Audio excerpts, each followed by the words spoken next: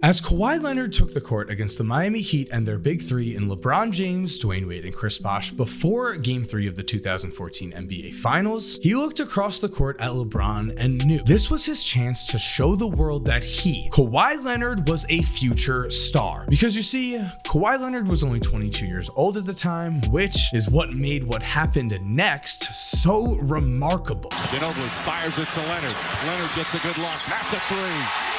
What do you want? Is you want a guy who, even when he's getting it handed to him at times, is to be into him, give no ground. Kawhi Leonard off to an excellent start. He's got 12 points, 5 rebounds. That's exactly what Leonard is being. He's giving him absolutely no relief.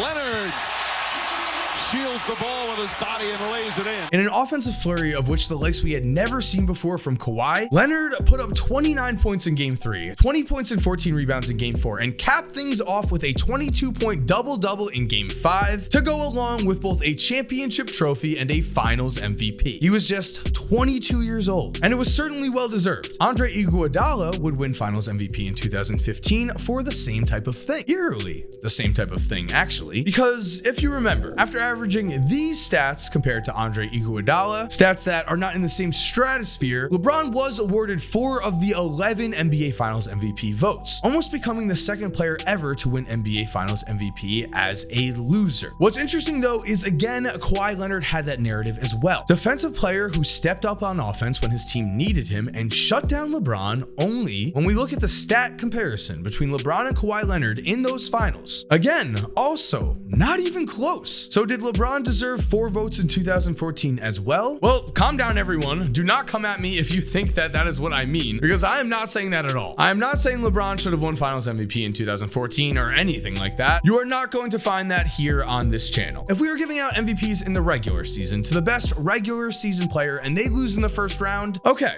If that's what the NBA world wants, sure, I'm here. I'm a man of the people. I will say for that, because at the end of the day, to me, basketball is all about winning. The entire point of the sport of basketball is to win the game of basketball. So to give a finals most valuable player to someone who did not contribute to winning that finals, that will never fly with me. I'm sorry. And I'm sorry, Jerry West, Mr. West. I really mean no disrespect by that. And same goes to LeBron. He played awesome in those finals. But the fact that it was LeBron who got 4 out of the 11 finals MVP votes and Steph Curry got none in 2015, I am not a fan of that, and I never will be. So what's up, guys? Mike here, and today I just wanted to ask the question, is there a consistent theme here actually? Do players such as LeBron James and Jerry West pop up more often than not, or are they rarities? So with that in mind, I dug into the difference between the finals MVPs of the last 20 seasons and the best player on each loser statistically. Because as the old argument goes, you know, you can't choose your situation as a young player. The front office builds the team around you. So are players standing out in NBA Finals as losers before they eventually win? And are there recent players that stand out that maybe should have won an NBA Finals? But before we continue, guys, I want to give a huge thank you to Extra for sponsoring today's video. And I want to hit you with a question right away.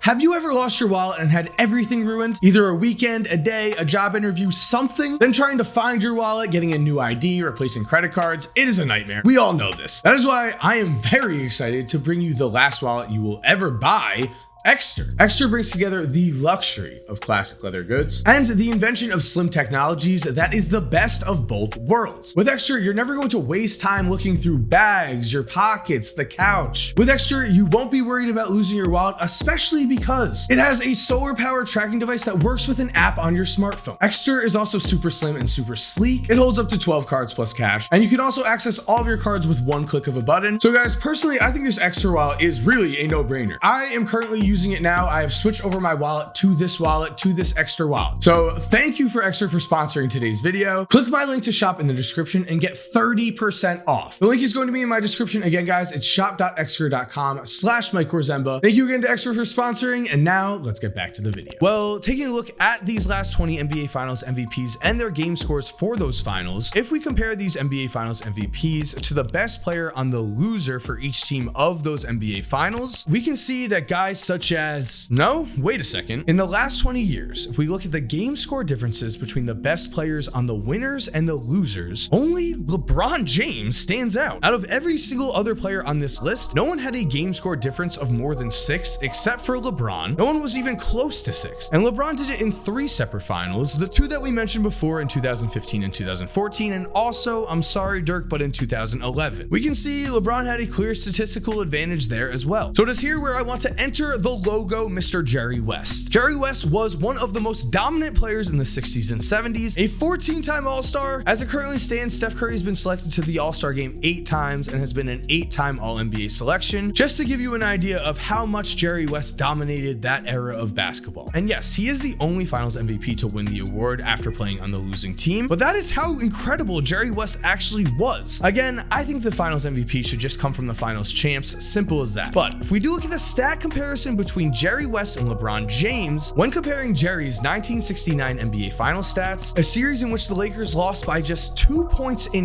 Game 7, we find that really, if anyone in the world was deserving of this award, it was Jerry West. He just so happened to be the first ever winner of the Finals MVP. How crazy of a coincidence is that? LeBron was incredible, but the Cavs did not lose by 2 points in Game 7 of the Finals. That is as close as you can possibly get by a single point. I am going to leave you hanging in suspense for a second, because if you are enjoying this content, please subscribe and turn on post notifications. It would be awesome if you subscribed and we got to 2 million subscribers now. And in that series, Jerry averaged 37.9 points, 4.7 rebounds, 7.4 assists on 49% shooting from the field. And I'll just say it, those are numbers that are not human. But I also do have to say that while I do not agree with the Finals MVP being awarded to a player on a losing team, man, I do feel for Jerry because he did play out of his mind. But also, listen to this. Before Game 7 of these finals, Lakers owner Jack Cook ordered thousands of balloons with the words "World Champion Lakers" on them and put them up in the rafters to drop down after the game. Along with this, Cook was so confident in his team that he had already arranged for winning interviews for his players to be conducted in a schedule that was so involved that he had an order picked out on who was going to be interviewed by who and when. When Jerry West found out about all of this, he was furious, but he couldn't do anything. The damage had been done. When Bill Russell saw this, he was the coach of the Celtics at the time, he looked at Jerry West and told him, "Those balloons are going to